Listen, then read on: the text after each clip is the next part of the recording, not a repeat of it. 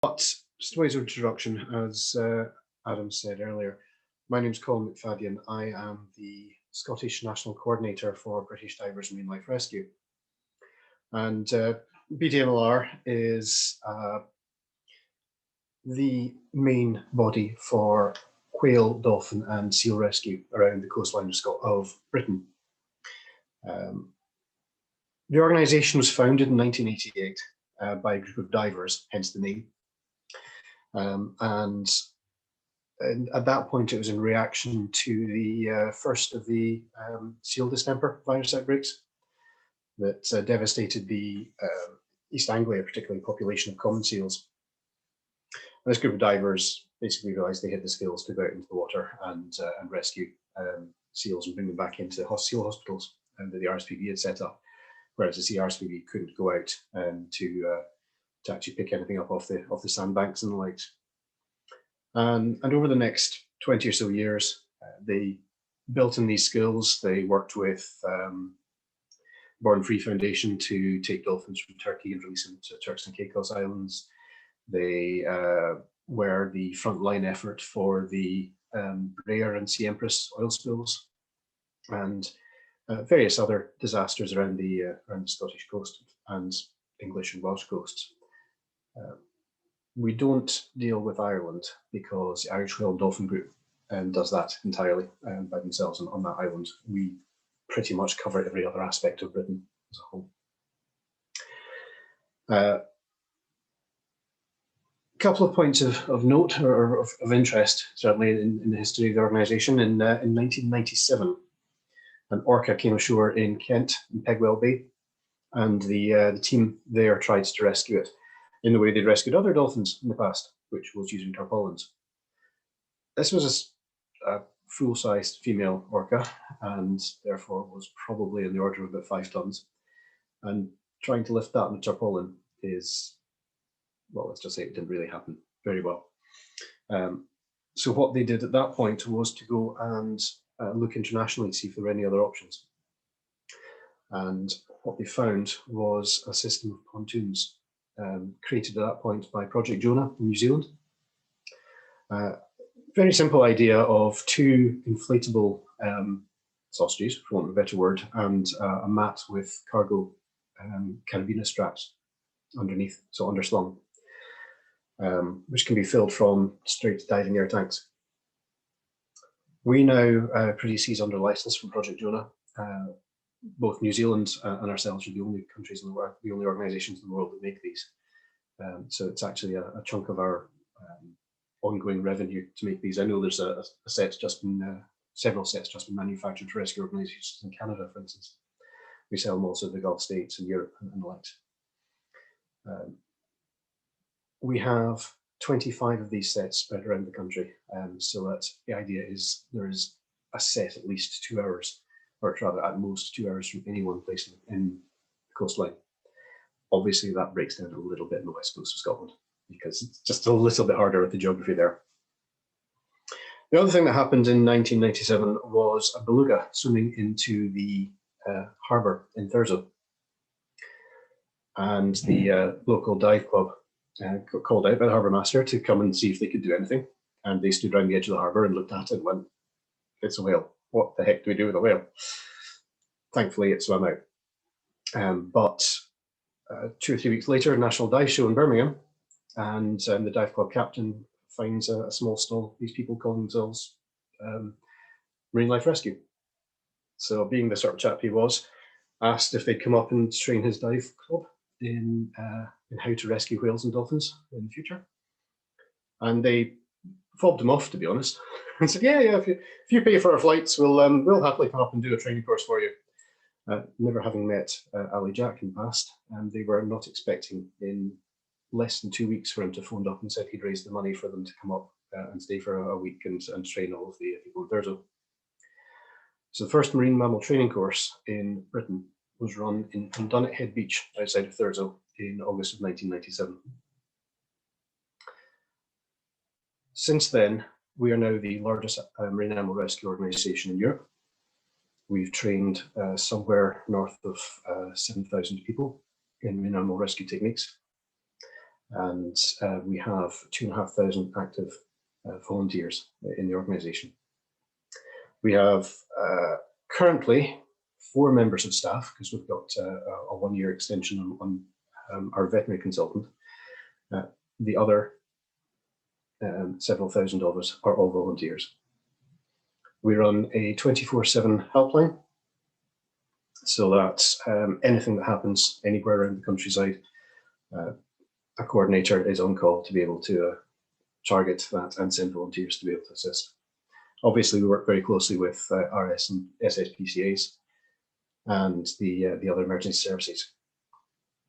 What British Divers focuses on is the immediate relief and rescue of individual animals. There are quite a variety of investigation and lobbying efforts on terms of marine animals, and we support organisations like WDC and the RSPB and others, but we concentrate our efforts entirely on the rescue aspect. So in terms of that, just give you some idea of what we actually will end up doing on a week-by-week basis. Our call-outs have risen approximately 20% year on year for each of the past 5 years. In the last year, the figures have just been compiled, but we had 1,981 call-outs in 2020. And obviously that's including all the effects from COVID. So that was just under a 20% increase from the year before. The vast majority of our call-outs are seals. There are 2 distinct seasons for seals. We have the summer, which is common seal season, which generally starts first week in June and runs into September. And grey seal season, which again, generally starts end of November and runs towards March. I say generally because last year grey seals started in August, and I picked up one last week, so almost into April. I'll come on to reasons with those in a moment. As far as cetaceans go, they can happen. There's no real pattern to cetaceans. We can have individual animals, and we can have mass strandings of, largest mass stranding I've dealt with is 72 animals. That was the Kyle of Durness mass stranding, which was pilot whales that came ashore after a naval underwater demolitions.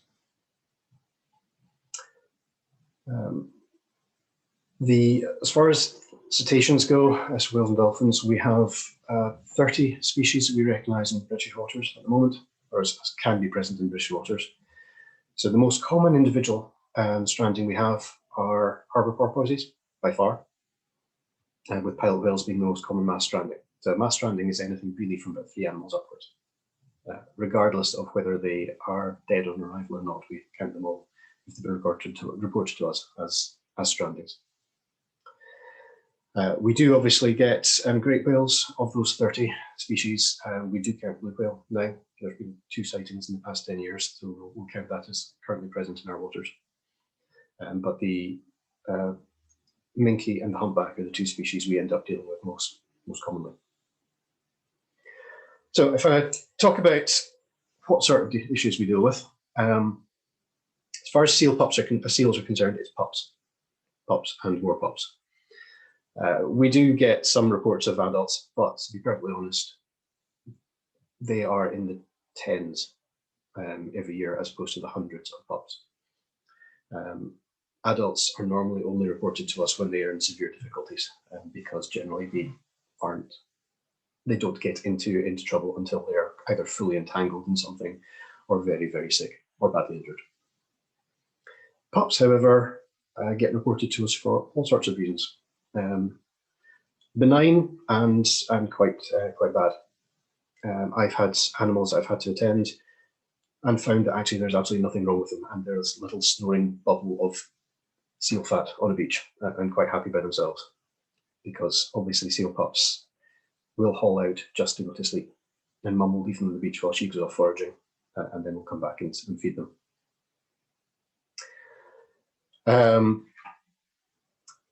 However, seals are very easy. So I'll reword that one, sorry. Seals very easily break the maternal bond. So mum can abandon the seal for all sorts of reasons, and they will move away very quickly from being able to be fed and weaned to having to fend for themselves and not being able to do so. So a winter storm, disturbance by a human or a dog, all these things will quite easily break that maternal bond and mum will abandon. We also get a lot of diseases around in seals. They carry lungworm very easily. They carry distemper and various other diseases that can debilitate the pups quite significantly. Will also pass on very easily to humans and to dogs. Just as a warning. If you do find seals on the beach, please do leave them alone, and please make sure your dogs stay away from them as well.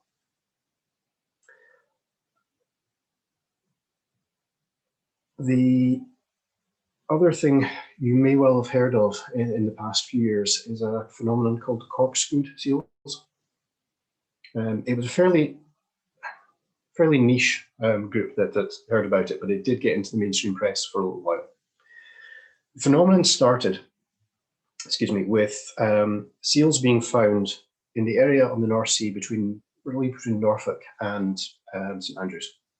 Okay, so that's a stretch of coast. And it presented with dead seals washing up on those beaches, normally 2 to 3 days dead at most, and with a single slice coming from behind one ear in a corkscrew shape all the way around the body. Very deep, and that was the only injury seen to the body. The Scottish Marine Mammal Research Unit, sorry, had to try and make sure I got the acronym right, based out of St Andrews, led the charge in trying to work out how this did. JNCC, I think, worked with them as well, and various other organisations. There's an awful lot of effort put into trying to model what could possibly have done this. It was immediately decided that it must be anthropomorphic because of the regularity and the precision of this cut. There was work done that identified possibly azimuth thrusters on bow vessel, on the bows of positioning vessels. And they could actually model that if you put a seal in headfirst into these thrusters, it would actually create this cut. The one thing they couldn't work out was why a seal would voluntarily go headfirst into the thruster of one of these ships. They were still trying to work that one out, last I heard, when the Germans came up with a video of a grey seal grabbing a common seal around the back of the neck and shaking it violently, and you could actually see the skin split in a corkscrew pattern all the way down the body. And it now does appear that this, what was expected to be an anthropomorphic injury en masse, does appear to be grey seals predating. And the more and more we've seen, especially in the Fife area, from the Isle of May in, is grey seals cannibalising on other grey seals, on common seals, and indeed on harbour porpoises and the likes as they come past.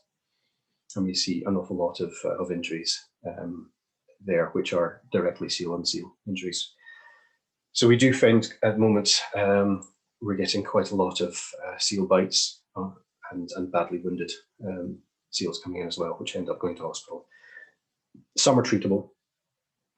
Some of the vets decide are not going to be treatable, they'll go back out, sadly. Interestingly, as part of that, the SSPCA have a large seal hospital in Alloa, and they have now decided to reroute all of the animals they put out. Instead of letting them out in the Firth of Forth, they're now moving them further into Fife and into the Firth of Tay to let them out to avoid these predatory grey bulls.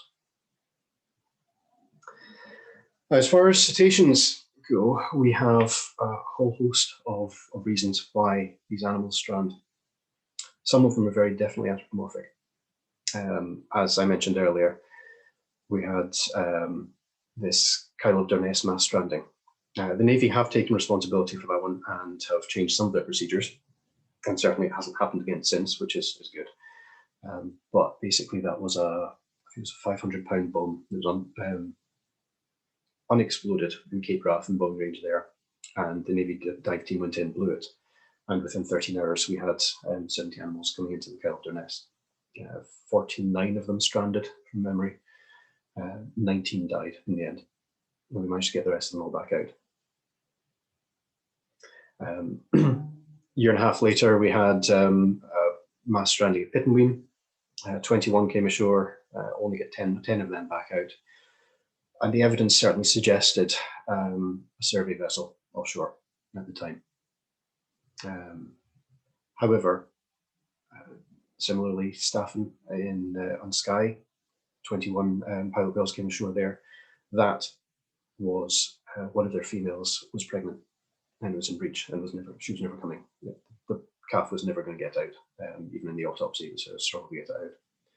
They spent the entire 12 hours leading up to that stranding, keeping the mother afloat and trying to keep hold of there. So when the low tide came, all of the animals were just too exhausted to stay afloat. Nothing to do with humans in that sense. And so it goes. We have some strandings which are very, very clearly anthropomorphic, and some which are very clearly entirely natural. One of the big ones we see is sperm whales coming to the North Sea. And it'll be interesting to see in futures with Beth's research what happens in the North Sea, to be honest. It's quite a rich area at the moment, but for sperm whales, it's a death trap. Nothing to do with man in that sense, but sperm whales and other species, northern bottlenose whales and the likes, are all deep sea divers. They feed in the deep trenches. The North Sea at its most deepest is what, 250 meters deep. It's not deep enough for them to have large amounts of food. So we end up seeing quite often, not every year, but certainly quite often, we get bachelor pods of sperm whales coming in, generally around Orkney. They'll trace in after a school of squid or something. And then you see them starting to crop up. They come around all the way around and start dying off Belgium, Germany, Holland, and then straight up the east coast of the UK. Sometimes you get back out, but it's a death trap for them, a natural death trap, and always has been. Other species like the baleen whales feed quite happily in the North Sea, so they don't have those same issues. The issues that they face are entirely man-made. We have essentially a type of animal whose life strategy is to swim along with its mouth open. I'm grossly oversimplifying, so please forgive me if there's any marine biologists who take offense at this, but essentially swim along with their mouth open and trap animals in their mouth and squeeze them out and swallow what's there. If you're swimming along with your mouth open and you come into an area that's full of fishing nets, you're going to pick up fish nets. If you come to an area like the north part of Britain, which has hundreds of kilometres of crab creels laid on long lines, you swim along with your mouth open, you pick up those crab creels, and you will catch them in your mouth, and you will either get anchored to the bottom, or you will swim along towing those lines of crab creels with you, having ripped some of them off. 65% of all of the large baleen whales that died in the 10 years leading up to 2005 had stranding-related injuries leading directly to those deaths. Almost every animal that we found had some stranding-related injury, some entanglement-related injury to it. So the last thing we do is we have a large whale disentanglement team. It's the only large whale disentanglement team this side of the Atlantic. Canada and America have several. But our team is there to go out when these whales with entanglements are identified, follow them on the open sea, and they use certain techniques that actually the whalers used, borrowed quite heavily from old whaling techniques. Get up very, very close to these great animals and cut them free while they're still at sea, because the only other option is wait until they land. And when you've got an animal, you're talking like 72 tons for a fin whale. Letting it strand first is not an option. Just to be clear, every rescue the virtual disentanglement team has done has been with the assistance of fishermen, normally the crack-reelers themselves. They are very, very aware of the issues and risks that they are causing at the moment. We are working with Marine Scotland and Royal Dolphin Conservation through the Scottish Entanglement Alliance to try and come up with other options. The industry's trialled a variety of things, including trialling some ropeless fishing techniques from the States. But at the moment, the best option we've got is surveillance and collaboration to keep moving forwards with this. That'll give you a bit of a flavour. I think what I'll do there is I will stop, and it's probably easier to invite questions later on rather than me wittering on. So I will happily hand over to Julie from JNCC.